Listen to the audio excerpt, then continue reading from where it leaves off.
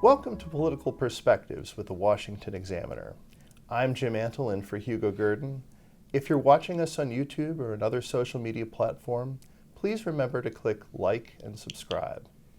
I'm joined today by our chief political correspondent, Byron York. And Byron, this whole Epstein files story has been percolating throughout the summer.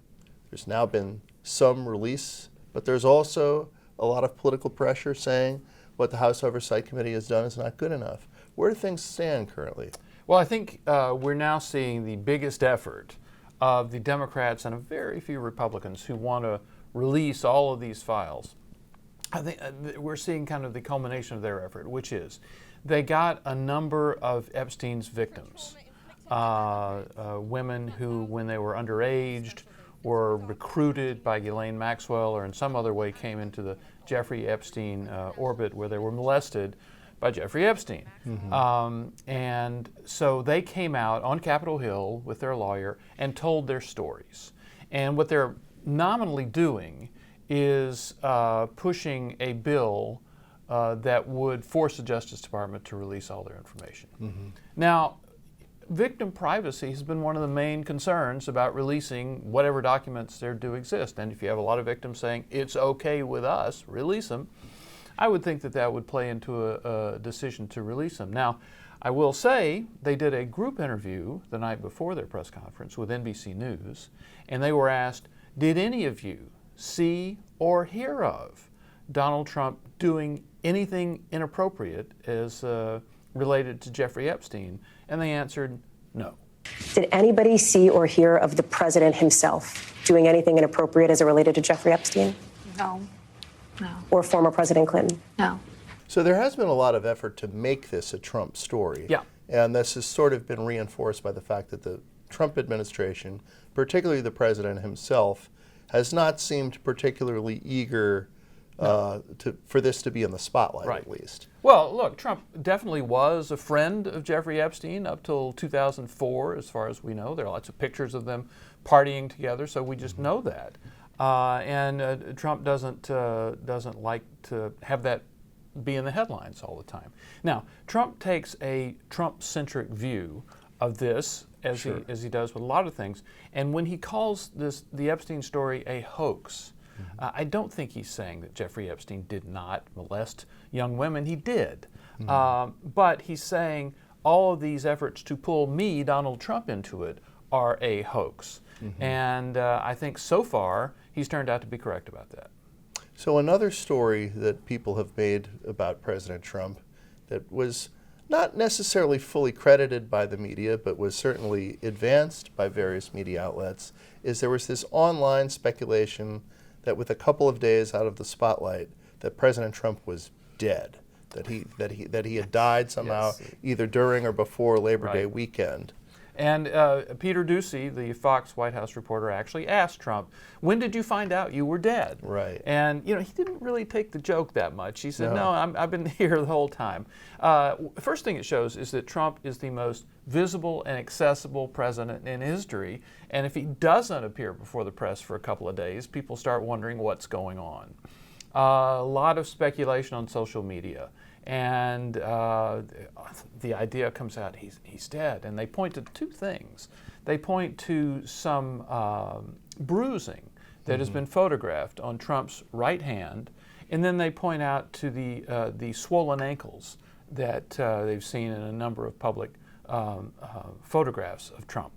Now, the White House doctor says the swollen ankle thing is benign and common. It is not a life-threatening condition. It's not a threatening condition. As far as the hand is concerned, Trump does often have big kind of greenish bruises on the back of his hand. I went to Mar-a-Lago to visit him, I think it was in March of 24 of last year. Obviously, he's not the president at that point. We're having dinner, and the schedule is he's got to get up around 8 o'clock and walk next door where there's a Republican fundraiser going on. And he goes in there, and the crowd just goes wild. And when he's walking out, he goes kind of through a rope line, and people are just grabbing and grabbing and grabbing, and he's shaking all the hands that he can. And like some, women are kind of like grabbing like this. And one woman gets his hand so strongly that a Secret Service agent actually has to kind of do a little karate chop to separate them. So afterwards, we're walking back, and he shows me his hand, and it's got this big greenish bruise on the back of his hand. And he said, yeah, you just got to get used to it. Occupational hazard. Right. So I think that's what's going on now, and I do not believe it to be a life-threatening condition. And Trump has, after a decade or so in politics, become a much more sort of physical politician. You know, you saw him in the cabinet meeting, which was a very long cabinet meeting open to the press, by the way, yes. 3 hours.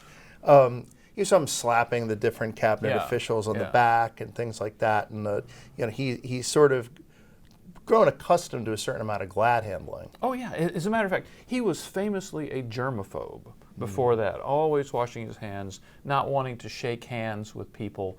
When the first reports of the Steele dossier came out with the famous P-tape incident, this allegation about a Russian hotel room, people who knew Trump just immediately said, no way, he would not, that's not him.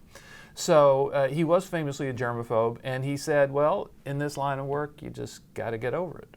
There's a subtle contrast in the way in which this Trump death story was covered by a lot of the media and the way they covered similar stories expressing concern about former President Joe Biden's health and age. Yeah, with the earlier reports about Biden, for whom there were real legitimate concerns, not about whether he was in a life or death situation, but about his mental acuity, certainly.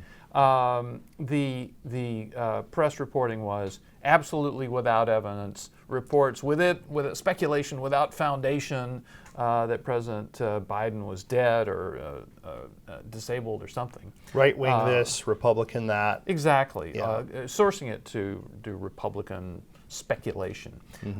With Trump, the reporting has been more indulgent of this speculation. It hasn't come out and said that it was well-based, because it wasn't, but they have been kind of indulgent, saying, well, you know, it's kind of reasonable that people would wonder about this. After all, it's been 48 hours since he held a 3-hour, cabinet meeting, so who knows?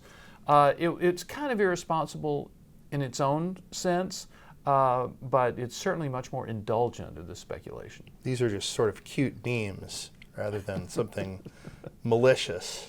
It's just this social media speculation. And believe me, there was a lot of social media speculation about this. And you have to say, why is this such a big deal? Underlying it all was the apparent hope that it was true. There was some of the people speculating on social media would clearly have been very happy if it turned out to be true and that the president was, in fact, dead. And so that kind of fed and fueled the speculation.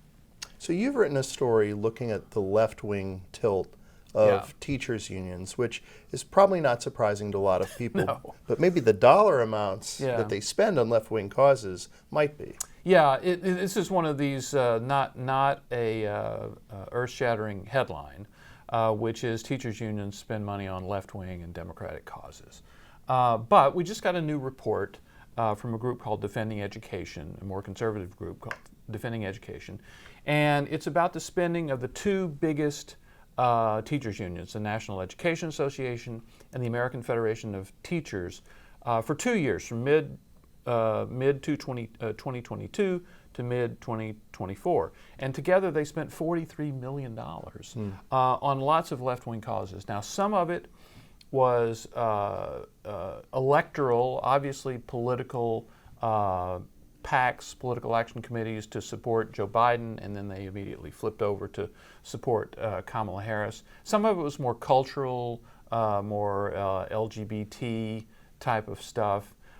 There was a significant amount of support for what are called dark money groups, like the Arabella Advisors and the 1630 Fund. So you see, there was a lot of hyper-partisan spending. And, as I said in the story, This is really, in one sense, just not news. It's been going on for quite a while, but it still is kind of stunning when you contemplate a long list of these contributions adding up to $43 million that are made, these hyper-partisan contributions made by groups that are ostensibly dedicated to education. Thank you, Byron. Good to be here. We'll leave it there. Thank you for joining us on Political Perspectives. Again, if you're following us on YouTube, please remember to click like and subscribe. We'll see you next time.